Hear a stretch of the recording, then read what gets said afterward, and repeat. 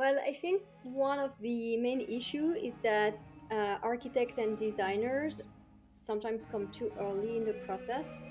So they come and they've already designed something without having like a commercial concept like given to them. So they're just designing based of the space they have and not on the space the hotel need for the spa wellness offering. So that causes issue because that causes first a lot of copy pasting. When you look at spas today, they all look the same. Hi, everyone. Welcome back to the Social Hotelier Podcast with me, Sam-Erik Ruttmann, where we explain the intersection of hospitality, humanity, and technology. Today, we are diving deep into the transformative world of wellness with our second episode with my guest, Celine Vadam. Celine is the founder of WeThink, a forward thinking consultancy dedicated to wellness, environment, and innovation. In this episode, we will discuss the unique challenges, opportunities of collaborating with architects and designers on wellness-centric projects, as Celine has a great deal of experience being part of conceptualizing these different projects. And also to talk about the state of the wellness and industry, how to make it more impactful, inclusive, or accessible, meaning that there's can be a sort of a high gate for many people of whether they will be going to a retreat or a wellness as they may not feel fully comfortable or not sure what they're getting into. So it will be interesting to get Celine's input on what are the responsibilities and opportunities now for the wellness industry in general, and maybe specifically some operators, what they could do better in order to make feel people more comfortable to joining their programs. So whether you're a hotelier, wellness enthusiast, or someone curious about creating spaces that foster the true well-being, this is an episode you don't want to miss. So welcome, Celine, and thanks for joining for our second episode. Thank you, Sam-Erik. So let's maybe just get started here.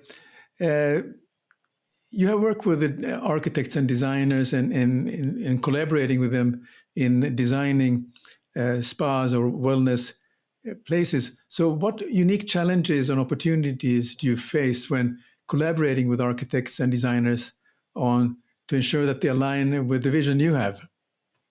Well, I think one of the main issue is that architects and designers sometimes come too early in the process. So they come and they've already designed something without having like a commercial concept like given to them. So they're just designing based of the space they have and not on the space the hotel need for the spa wellness offering. So that causes issue because that causes first a lot of copy pasting. When you look at spas today, they all look the same.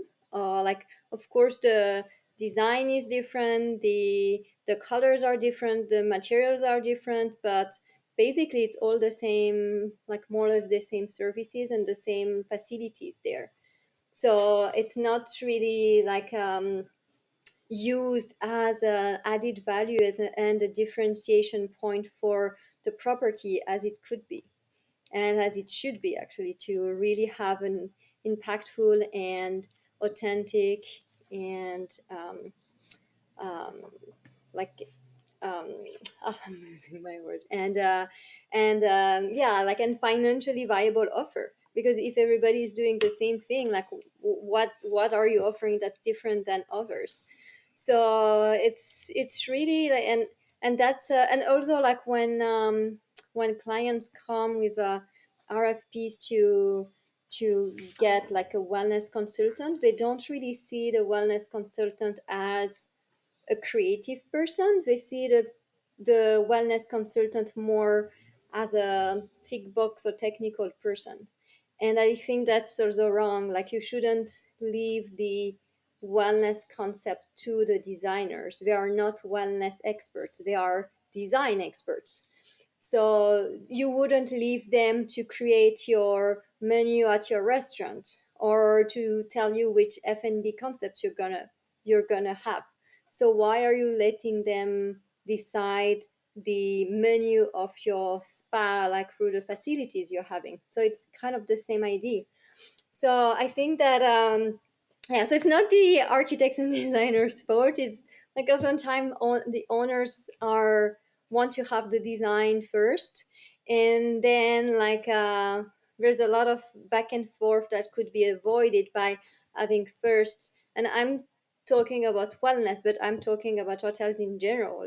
Like doing your research, your feasibility study, and your hotel concept and wellness concept. If you have a hotel with a wellness concept, um, before, and then like this can inform the design. And of course, you need to have an idea of the land that you're working with, the area you're working with, but you don't need to have all the walls fixed right away. I think you need first to have your concept, and then you can, and that would help actually designers to and make a more straightforward and efficient design process too. Yeah.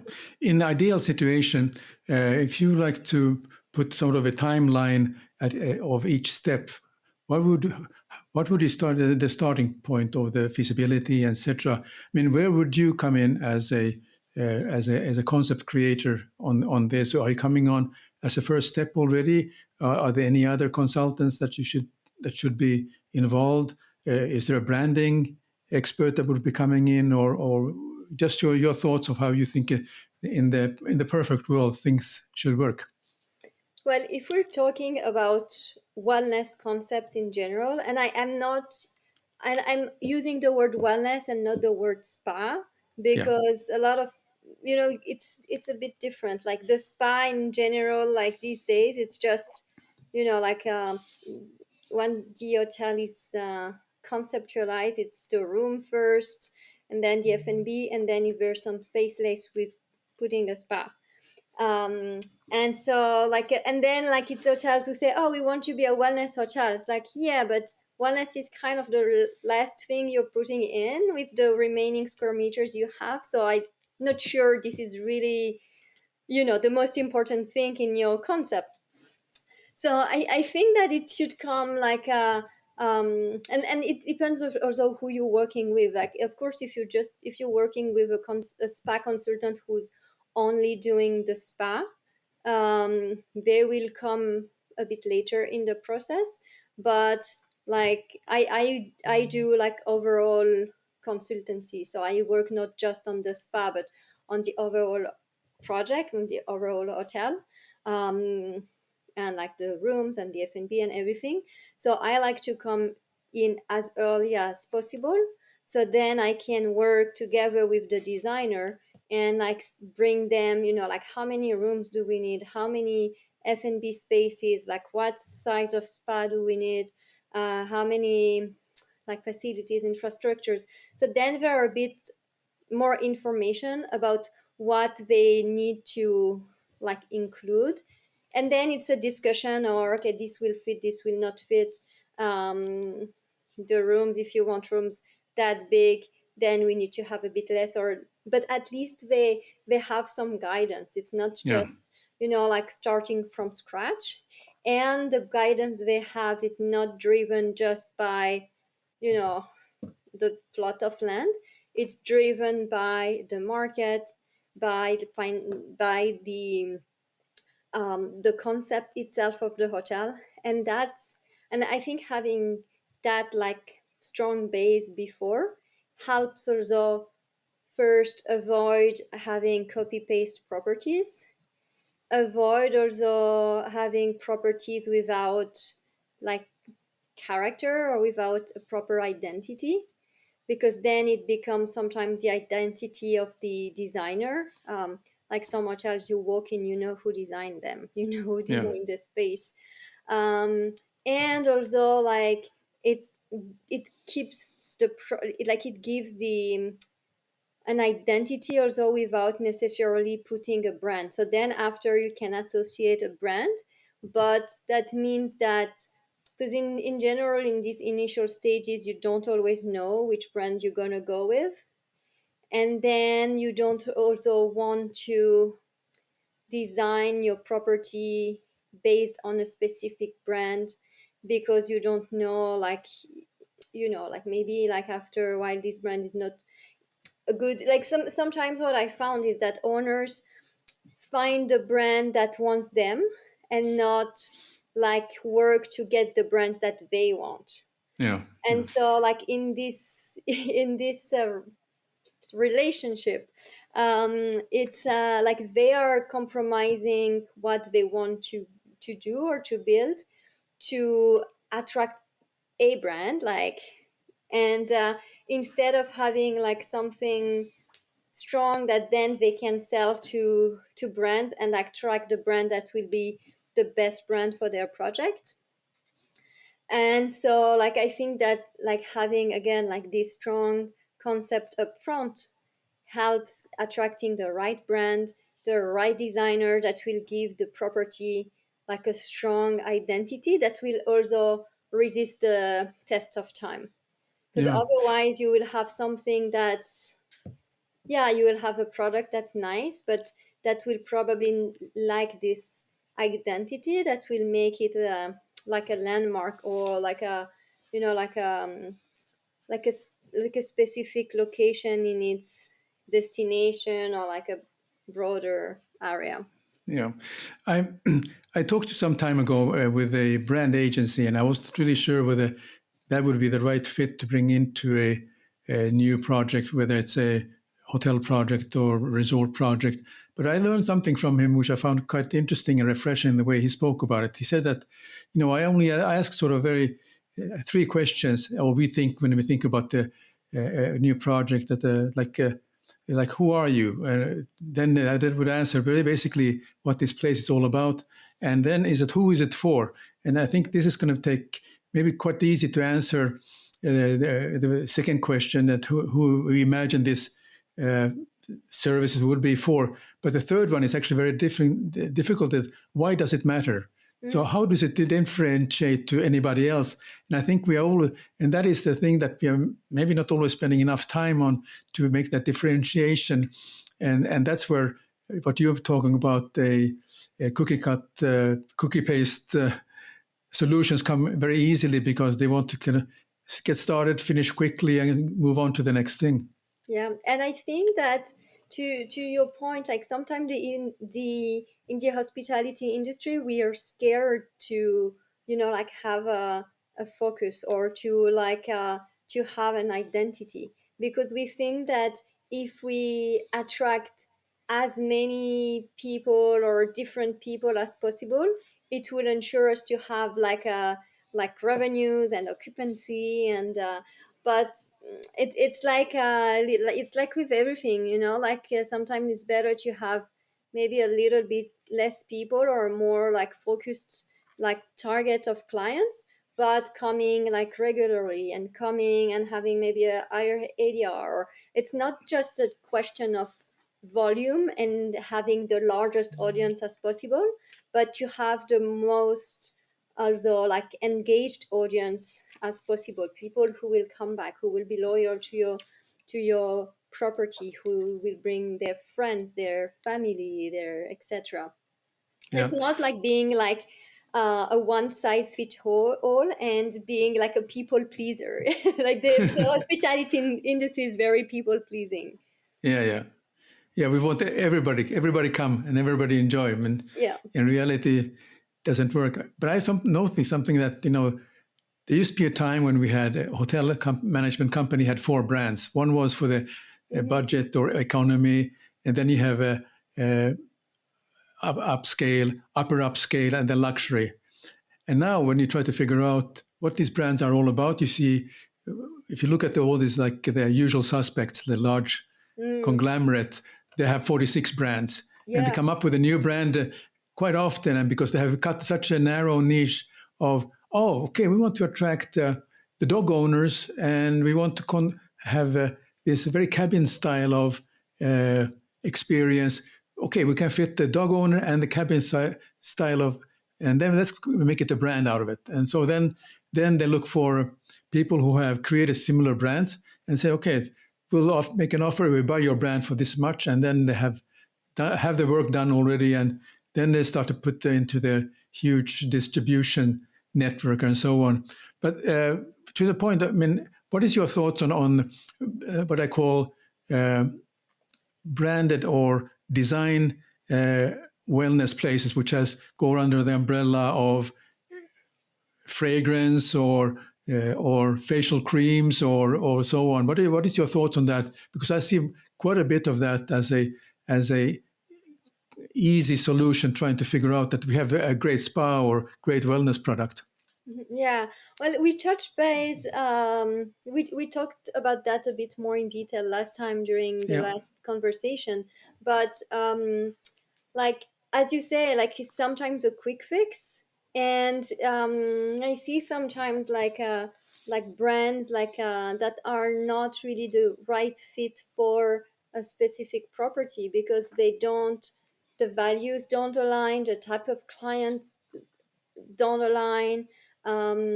So like the goal for like to have a like successful like retail like cosmetics brands for spice to be able then to sell the retail as well. So to yeah, provide like a good quality service and massage and at the end of the day, you know, I was speaking with a lot of spa directors, and they were telling me that at the end in terms of quality or like effectiveness of cosmetic brands, they're kind of all the same, you know, like there's not one specific, you know, like one like magic cream that will make you look like, I don't know, like a 10 or 20 years younger just because you apply it, or they all like more or less they all work. So it's not like there's some that are really the most performing and you can really see like it's like significant results compared to the others. It's more than a question of like brand values, ingredients used, and like sourcing of the ingredients, the type of treatments, like and now I even have like spas who don't even use uh, brands, you know, like they're using local products, especially for body treatments. For yeah, facial is a bit different, but for body treatments they're using like locally sourced products. Like you can do like really cool scrubbing with just like honey and sugar, or like they're sourcing local essential oils and like oils that we're blending, or and so like they're really bypassing the the brands to also offer a more personalized experience. Because once if you have like these products locally sourced, first you have like a more like local experience because your products are from the place, and you can also be like offer more personalization because then you can add like the fragrance, like the smell that you like, or like the texture that the clients like, or so it allows you like more flexibility. yeah. I would say that's really that but more and more people are looking for that kind of experience. If you go to an area which is well known for a certain thing, maybe the soil condition, or they have a salt, or and then the herbs which are from that area, whatnot. I mean, and create that product around that. I think that's a uh, that's what I call differentiation to get rather than getting a one of the famous brands to Mhm. have their label on it. And Just it's as a side note, I always get I start to smile when I go to the department store, and with my wife, sometimes go and buy some of the facial creams, and they look at me offering anti-aging. So I think, well, thank you very much. I'm glad you're thinking of me. yeah, and Anyway, you know you'll always have like your the like some brands that are really like high selling, yeah, and you put them and you're sure that you're gonna do like a lot of retail with them. um and also you will also have clients who, you know, I remember I was in Iceland and someone wanted to drink some Japanese whiskey in Iceland. And I was they have like some really cool Icelandic um, like alcohol. So why don't you want to try the Icelandic alcohol? But so you always gonna have like that, or someone who wants to, I don't know, like eat sushi in the mountain instead of having a raclette, Yeah, yeah, but the point is, yeah, like the choosing the brand depending on your market is very important, because depending on where the people are from, also their budget, of like if you course. put a brand that is too expensive, uh, or too cheap, you're not gonna have the retail results that you want. So I think that the decision to work with certain cosmetic brands, um, at the spa, or like just for the wellness offering in general too, like what types of like lifestyle, or like in the boutique, what are you having, depends really on your market. Sure, sure. Okay, very good. Now, you have been around in the wellness industry for a while, and you have seen uh, what's going on. And I'm kind of curious to learn your thoughts on if you could revolutionize one aspect of the wellness industry to make it more impactful, inclusive, or accessible. What would it be, and why? Why would it be?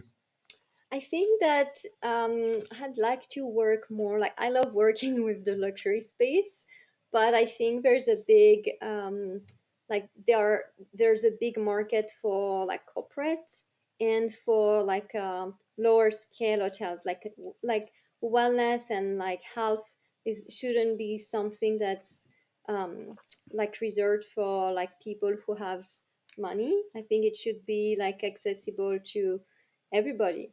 And I think that there's so much opportunity, especially now um, with like technology. And because one thing of the like wellness department is that it's staff heavy, and but now like with well tech, you can have like some cool and very efficient machines that can provide some very interesting treatments. Like I've tried these, I think I mentioned last time, this hotel in Miami, the Carrion Hotel, where they have like a well tech, like a few circuits with like machines. And like I was really impressed by some of the machines and how like effective they were for like mental health, and for like helping your skin regeneration. And so there are things that hotels can put in their properties, even if they are not like luxury properties that guests can use like on demand. And the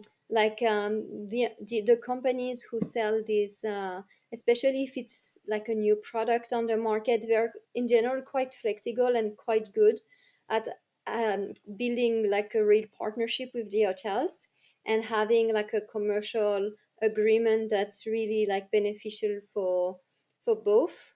So you don't, it's like some, like you don't have to buy the machine, you can lease it, or you can have like a revenue share of the profits.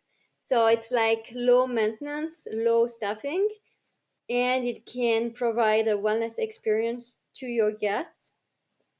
And you don't have to charge like a lot of money for these experiences. So I Could think that you technology is really, yeah, technology is can really help like make the like wellness more mainstream. Yeah. Could you just explain a little bit more about your example, let's say from Miami? Yeah. What do you mean about the machines? What are they all about? Since I haven't seen them, so it would be curious to understand.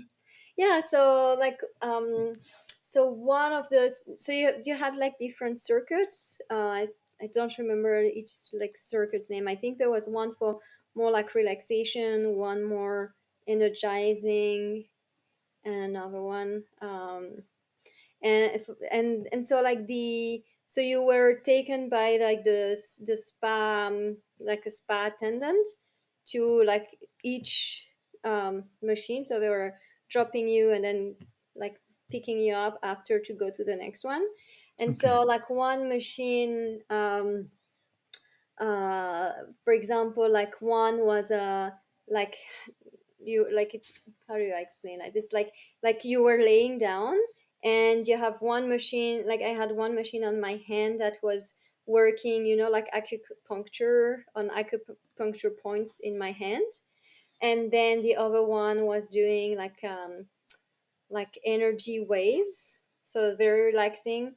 One that I really loved, it's called the Somadome, and it's like a armchair with with a roof, and so you're like in this pod, and it works with chromatherapy, so you have the like light and also like energy, and you can select the meditation you want to do, and it's really like it's so all these experiences are actually quite like the duration is very short, like up to like 15-20 minutes, and it's very effective. You have also like the hyperbaric chamber. You have like one that I like also, like I found really relaxing. I did that at in New York in why can't I remember the name of this place? It will come back, but anyway, it's compression boots. Like you were like in I was on a bed with the compression book and then some headphones, and yeah, like that was really really relaxing, and it's like Okay. 15-20 minutes. Someone comes, helps you put the boots on. I've tried also like with Terra Body, they do like the massage guns, and they have also the compression books, and they have like a lounger, and you like an eye mask that's making like massages around your eye area, and you have like also a headphone with special music, so really like using the senses. Like now there's a lot of research about the impact of brain waves, and like how music and certain frequencies of sounds can touch like the different wave brains on your brain and help you to relax. So there's a lot of things that you can use, like smell also. Smell is really important. Like when you stress, smell is one of the first sense that can help you calm down. And so like there's yeah, all these things that you can use to create an experience that doesn't have to cost you a lot to set up, doesn't need to be like high maintenance or high staffing, but you can provide this experience to your guests at yeah, like at a low price. Yeah. Interesting. You mentioned about the fragrance and the sense, and I was at the Studio Puisto office where I spent a week, a day a week, and there was a sample of something called hinoki wood from Japan, Mm-hmm. and it has a kind of a quite interesting fragrance, and it's supposed to mean help you to calm down or to relax. And what they're doing in now, there's some designs going into Japan of saunas, and in fact they're using in Japan for even some of the temples or some relaxation or some cabins where they use this hinoki wood. And so when you're in there, you feel that you will start to feel at ease at that. And it had a very sort of calming effect. And I realized that in fact there are some fragrance companies are using this hinoki scent as wood scent as part of their uh, selection of fragrances that they are selling. So for people just want to have to calm down after being stressful. So yeah, the smell has a very big impact on person's mental. Yeah, exactly. And I would say like you don't need to go to Japan to have to find some smells like that. Like No. lavender is known to Yeah, help like calm down. Um, yeah, so I think you also like locally you also have so many things available. Like Like at the Four Seasons in Rabat, we're growing a lot of rosemary. I love the smell of rosemary, and like rosemary tea is my go-to. You know, when you start getting a bit cold, like when you feel like you might have a beginning of a cold in the winter, like Yeah. rosemary with honey and hot water, it's my go-to. Yeah, so you know, like rosemary is a really like a nice smell as well. So yeah, just using also what you have, and then like smell is also associated with memory. So then the next time someone smells the smell that they the smell that they smelled, you know, like in your hotel, they will remember it. Yeah, yeah, absolutely. I mean, there are some hotel brands, in fact, that are famous in their program.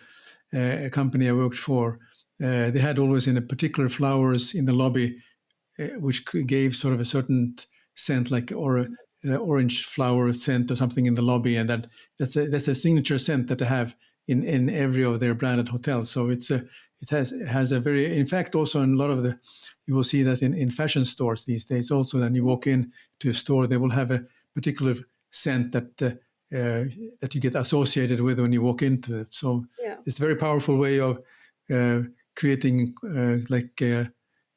memories out of that. Yeah, like a brand and like a brand identity. Like there's this French brand that I like, and when I order from them because I don't have a one of their store here, they put their fragrance, their signature fragrance on the clothes.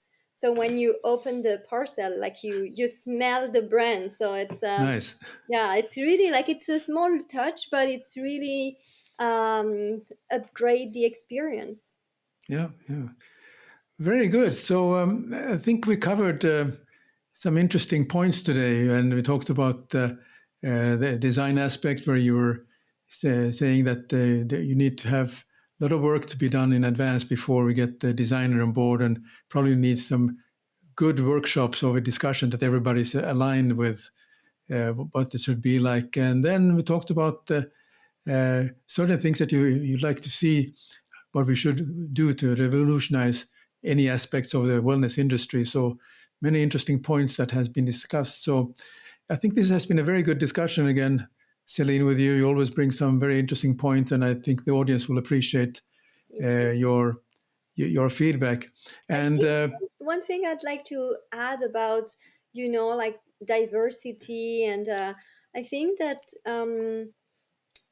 it's also important for the wellness industry to be inclusive in, you know, like in every sense of the term, you know, like in this in like finding ways to welcome people from with like all size and shapes of body in the gym.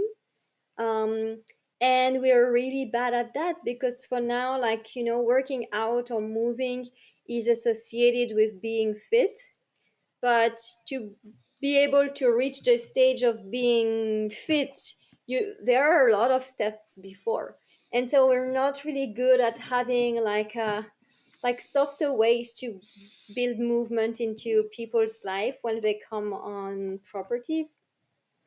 And yeah, and like sometimes like gyms are also built in a way that are very off-putting. Like even me, you know, like sometimes I walk into a gym and I'm like, okay, where do I start? What do I do with these?